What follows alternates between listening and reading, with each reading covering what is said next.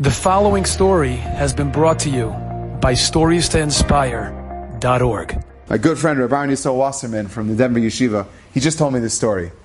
He told me that in the 1970s, his father, in the 1970s, his father was collecting money for the yeshiva, and what happened was, somebody told him, listen, Rabbi Wasserman, I like you personally, I want to give you a recurring payment that I know is going to happen regardless. So I have a few oil fields here and wherever it was, in mid-America. He says, I'm going to give you 1% of the oil field, and whatever generated payments that come out from this oil field, you're going to get. So Rabbi Wasserman told me that from 1970 till now, it's good. Well, let's say 1970, it's around 41 years. 51 years. So he says, many years, they got around like $3,000 annually, or give and take, depending on the year, what they did with that. So last January, Rabbi Wasserman gets a phone call from somebody who says, hi, are you Rabbi Wasserman? Yes. Do you own 1% of this and this property? He says, yes, we do. He says, great, because we would like to make a proposition for you.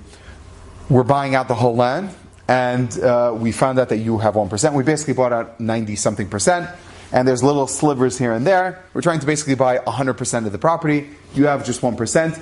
We're willing to give you $100,000. Now, Rabbi Wasserman pauses and tells me, he says, Yeshua, you got to know, this $1,000 was heaven sent, because we were really struggling. Because a few weeks ago, I was having a whole debate with my executive team, and they told me that one of the payments that it was like an albatross across our neck, was that he's saying himself, my father, the Rosh Yeshiva, Rabbi Yisrael Kagan, and his son, Rabbi Baruch Kagan, we all, between the four of us, there was $234,000 in outstanding debt that we haven't been paid and back pay. We paid everyone else. But it just kept on mounting higher and higher, and we weren't able to pay it. So the secretary told me, just write it off, forget it. You're not getting this money back. You see, it's just getting further and further and further. And he told the secretary, no, I have complete faith in HaKadosh Baruch Hu. He's going to give us the money. Okay. So suddenly $100,000, it's going to cut it significantly. So he called up a friend of his, Brent Morse, and said, Brent, I know you're involved in energy. Will you be able to negotiate on my behalf? He says, sure, Rabbi, no problem. He calls him up, and a few weeks later, he says, Rabbi Wasserman, I got great news for you. He says, just as a rule in negotiations, if someone's willing to offer you $100,000 off the bat, that means they're really desperate. You could easily get two. So immediately I bumped it up and we started haggling. Rabbi, I got the final price to $234,000. He goes, Brent, where did you get that number from? He says, I don't know. That was just an arbitrary number that we were bouncing around. That's the number we agreed upon. Exactly the amount of money that they needed.